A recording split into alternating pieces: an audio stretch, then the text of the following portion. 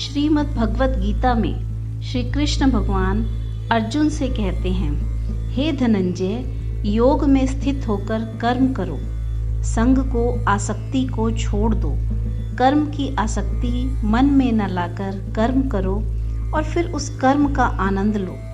माँ जब अपने बच्चों को पालती है, ममता देती है, प्रेम और वात्सल्य देती है, पालना पोसना माँ का ठीक है, लेकिन कामनाएं जब उसके साथ जुड़ जाती हैं कि मेरा बेटा बड़ा होगा, विवाह करेगा, बहू लाएगा, बेटा बुढ़ापे में मेरी सेवा करेगा, मेरे सारे सपने पूरे होंगे, मैं संसार के सामने यह दिखाऊंगी, उनको बताऊंगी, तो परिणाम यह होगा कि अगर कभी कामना टूटी तो माँ को दुख बहुत होगा और वह बहुत ही रोएगी।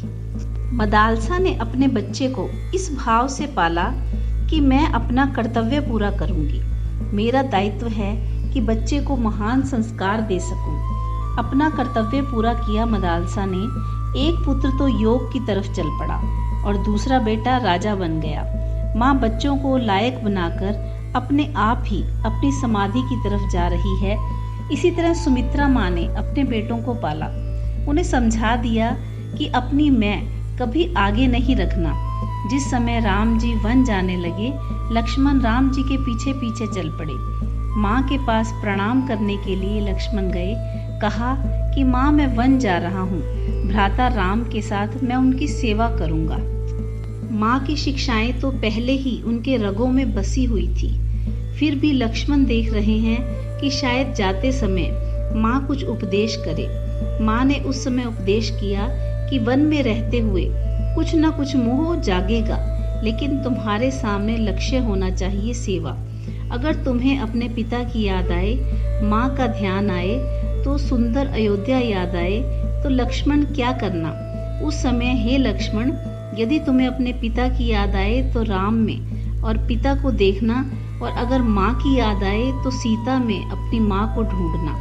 अगर अयोध्या की याद आए तो वन में खिले हुए जहाँ भी सुंदर फूल देखो, सोचना यही अयोध्या है। लेकिन कर्तव्य से और सेवा से विमुख नहीं हो जाना, यह मेरा उपदेश है तेरे लिए। इतिहास में एक आदर्श और पूजनीय माँ की तरह सुमित्रा माँ का भी नाम आता है। सुनीति, सुमित्रा, मदालसा, ये तीनों अनोखी माताएं हैं। संतान का पालन पोषण किया, लेकिन अपने लिए कुछ नहीं चाहा। सुनीति ने अपने पुत्र ध्रुव को समझाया था कि सांसारिक पिता की ही नहीं, विश्व पिता की चाहत करो और उसकी गोद में बैठने की कोशिश करो। जो संसार की कामना करने वाली माँ है, वह पुत्र के लिए संसार के पदार्थों की कामना करेगी और स्वयं भी चाहेगी यह मिल जाए। वह मिल जाए, उसे दुखी होना पड़ेगा। लेकिन जो फल की आकांक्षा न रखकर, संग न रखकर, मोह न रखकर, आसक्ति न रखकर कर्तव्य परायण है, अनासक्त भाव से अपना कर्तव्य पूरा करती है, उसे किसी भी प्रकार का कष्ट नहीं होगा। जीवन को जीने का ढंग ही अलग हो जाएगा, जीवन में शांति रहेगी। जय श्री कृष्ण।